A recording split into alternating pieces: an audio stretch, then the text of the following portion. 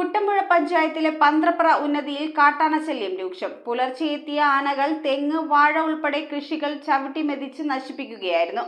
Fencing ഉൾപ്പെടെയുള്ള സുരക്ഷാ ക്രമീകരണങ്ങൾ ഏർപ്പെടുത്തി വന്യമൃഗശല്യത്തിൽ നിന്ന് ശാശ്വത പരിഹാരം കാണണമെന്നാണ് പ്രദേശവാസികളുടെ ആവശ്യം. കുട്ടമ്പുഴ പഞ്ചായത്തിലെ പന്ത്രപ്ര ഉന്നതിയിൽ കാട്ടാന ശല്യം രൂക്ഷമായി. പുലർച്ചെയെത്തിയ ആനകൾ വ്യാപകമായി കൃഷികൾ നശിപ്പിച്ചു. പന്ത്രപ്ര ഉന്നതിയിലെ ഊരുമുപ്പൻ കുട്ടൻ ഗോപാലൻ, ചെല്ലപ്പൻ, പ്രഭാകരൻ എന്നിവരുടെ കൃഷികളാണ് ആനകൾ നശിപ്പിച്ചത്. വീടിന്റെ മുറ്റത്തെത്തിയ ആനകൾ നിരവധി തെങ്ങുകളും വാഴകളും ചവിട്ടിമെതിച്ചു. പതിവായി ഇവിടെ ആനകൾ എത്തുന്നുണ്ടെന്നും ഫെൻസിംഗ് ഉൾപ്പെടെയുള്ള സുരക്ഷാ ക്രമീകരണങ്ങൾ ഏർപ്പെടുത്തി വന്യമൃഗശല്യത്തിന് ശാശ്വത പരിഹാരം കാണണമെന്നും ഊരുമുപ്പൻ കുട്ടൻ ഗോപാലൻ പറഞ്ഞു. പന്ത്രപ്രകളിൽ ഡെയിലി എന്ന് പറഞ്ഞ പോലെ എല്ലാ ദിവസവും തന്നെ ആന ഇറങ്ങുന്നുണ്ട്.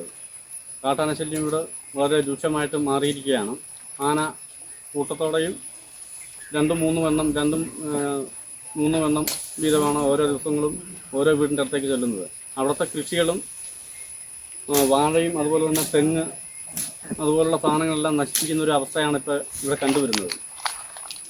ഇവിടെ സോളാർ ഫെൻസിങ് ഇട്ടിട്ട് അത് നശിച്ചു പോയിട്ട് കുറേ 5-6 വർഷം കഴിഞ്ഞിട്ടും ഇതുവരെ അത് മെയിൻറ്റെയിൻ ചെയ്യാനോ അല്ലെങ്കിൽ അതൊന്ന് പുതുക്കി പണിയാനോ ഇതുവരെ ആരും തന്നെ തയ്യാറായിട്ടില്ല. അപ്പോൾ പല പ്രാവശ്യം ഞങ്ങളിതിനെ ഈ ഫെൻസിങ് ഒന്ന് ഇട്ട് തരണമെന്നുള്ള ആവശ്യം ഒരു കൂട്ടത്തിലും അതുപോലെ തന്നെ സർക്കാരിൻ്റെ ഭാഗത്തേക്കൊക്കെ ആവശ്യപ്പെട്ടാൽ പോലും ഇതുവരെ അത് സോളാർ ഫെൻസിങ് ഇട്ട് കിട്ടിയിട്ടില്ല.